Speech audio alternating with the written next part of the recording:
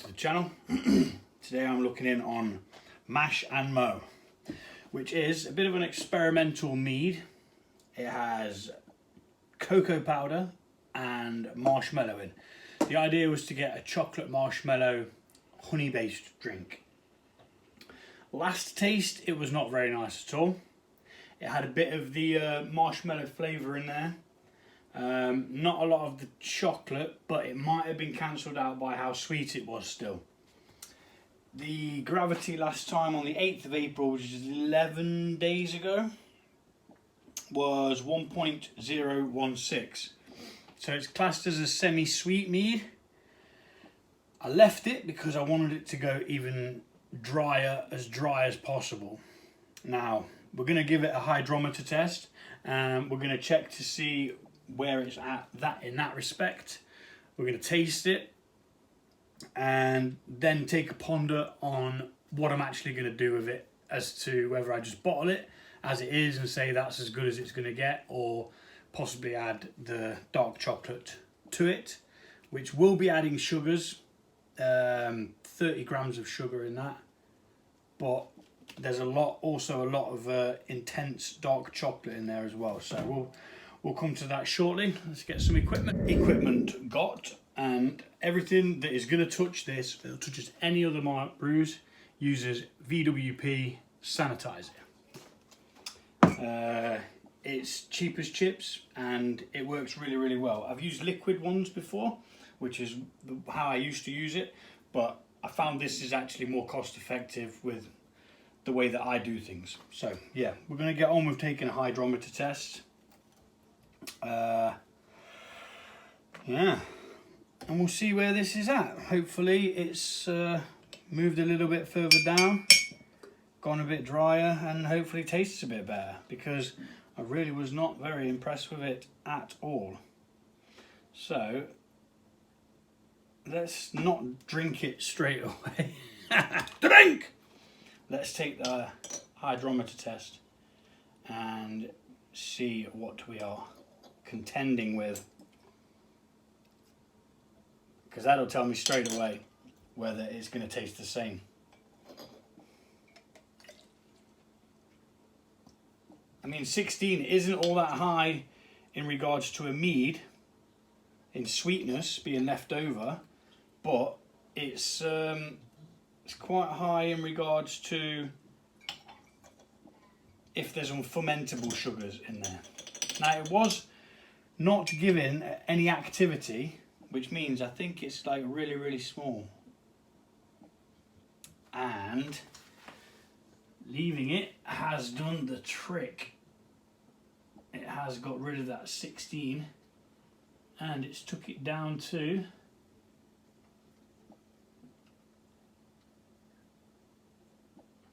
9.9246.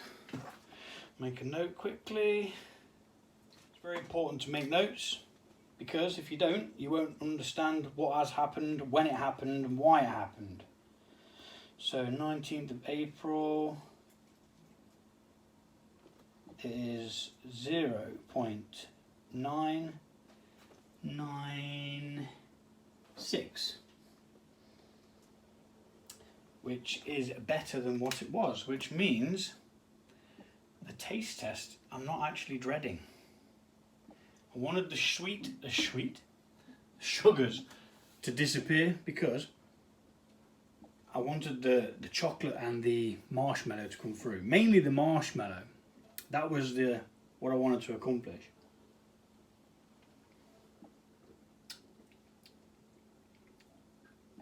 It's definitely a lot drier. It's not bad.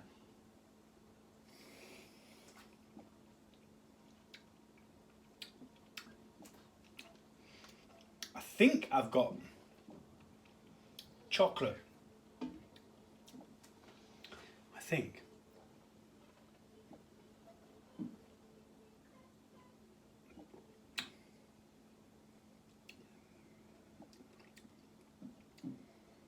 But I'm not getting any marshmallow.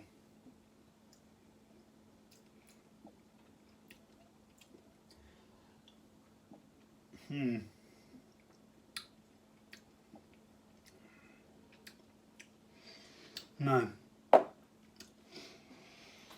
Now, has it fermented too many of the sugars now, so that there's no sugar left in it, even the stuff from the marshmallow? A bit of a marshmallow note comes through after, but it's very, very subtle. Being as it is my friend's mead that I'm making for him, it was of his design, I'm going to drop him a message and see what he says, because I do have some more marshmallows and some more chocolate that could be put in. Let's give him a jingle, see what he says. So, I've had a chat with my friend, and after a bit of deliberation, backwards and forwards, he sent me a link that he didn't read himself, and it was absolutely bloody useless.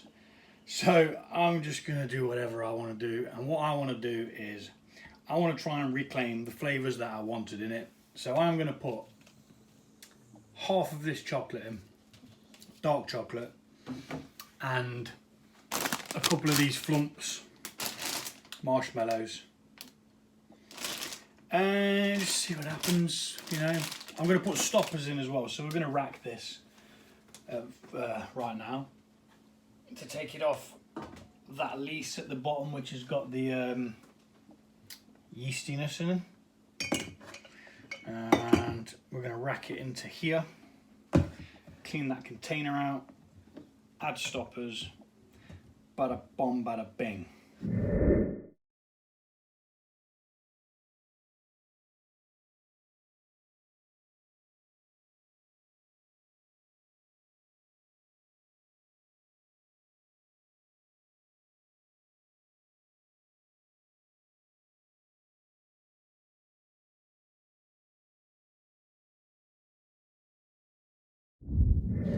That's the demijohn just.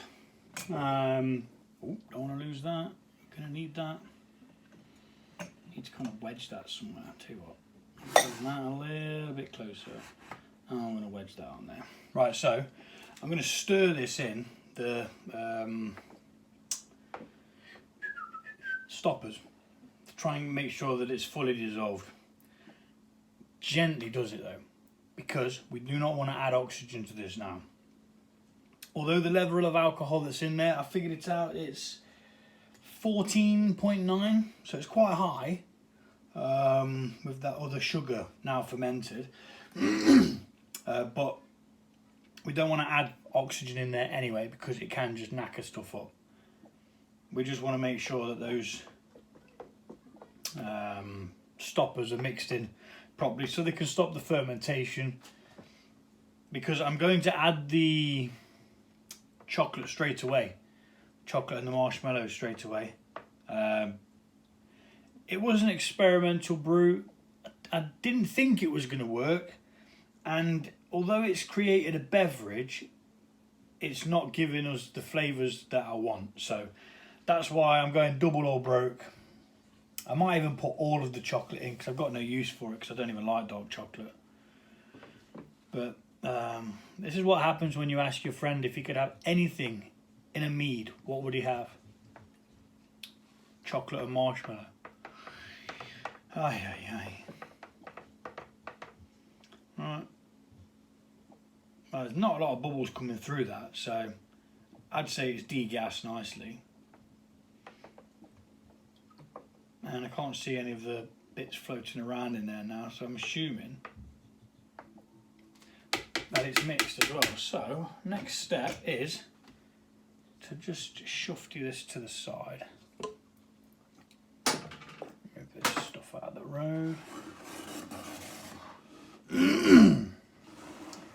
Next step is going to be to break up the chocolate nice and subtly. I think that's done it. Let's have a look. I'm using Lindt chocolate, you can use absolutely any chocolate that you like. He wanted dark chocolate, so that's what he got. He wanted the bitterness from the dark chocolate, as well as the sweetness of the honey, which is now all gone because it's been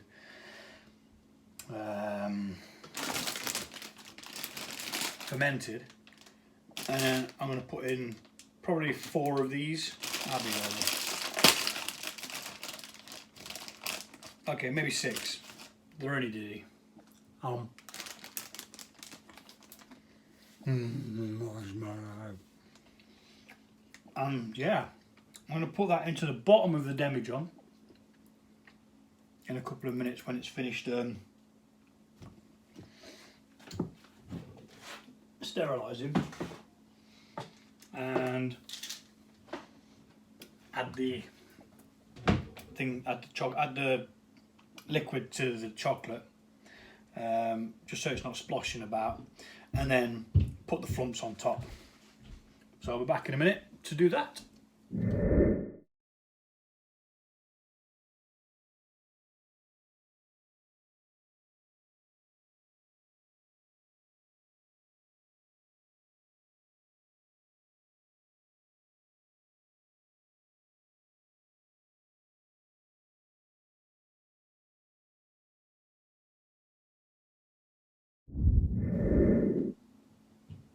I know it sounds a bit presumptuous, but it smells better. Now we've taken it off the lees, so there's not a great deal of yeast left in there. I don't really want it to ferment anymore, which is why I've put the stoppers in. But before the stoppers can take effect, it may very well ferment a bit. But I'm just going to put in a layer of these, that enough in there just to cover the top, because we want it to flavour as much as possible, as a marshmallow against, say, dark chocolate is quite a mellow flavour. And all in all, this may not even do anything, but at least we tried, and that's the main thing. Trying is the first step to failure, but if you never try, you'll never succeed. Wise words. Homer Simpson said that, I think. Alright, I think we're done. I think that's enough for them to sit. Now, let's just give it a bit of a jiggle. Yeah, I don't want to put any more than that in. I'm just going to get some fresh water in this airlock. And that should be a wrap. So, there you have it. Phase 2. We'll see what happens. So, to boot, this had 1,360 grams of honey, but it was only cheap honey because I didn't want to waste expensive honey. 50 grams of cocoa powder, 16 grams of marshmallows. 16 grams of marshmallows? That sounds like a bit less than what I did use. 160 grams? I'm sure the bag was bigger than that. Yeah, it must have been 160. What's this on about then? So 160 grams of marshmallows, 1 tablespoon of yeast nutrients, mead yeast, and now it's had 100 grams of 70% cocoa dark chocolate, and 1, 2, 3, 4, 5, 6, 7, 8, 9, 10, 11, 12, 13, 14, 15, 16, say 16 flumps. Flump. And I'm just going to leave it and see what happens. Who knows? We could get the flavour we want. We may not get the flavour we want. We may not get either of the flavours. The chocolate might just sit there, do nothing at the bottom. The marshmallows might just sit at the top and do nothing. But we shall see. Only time will tell. Right, I do need to pop this laggy band on here though, because these are very, very, very old air traps. And they have a tendency to rise up.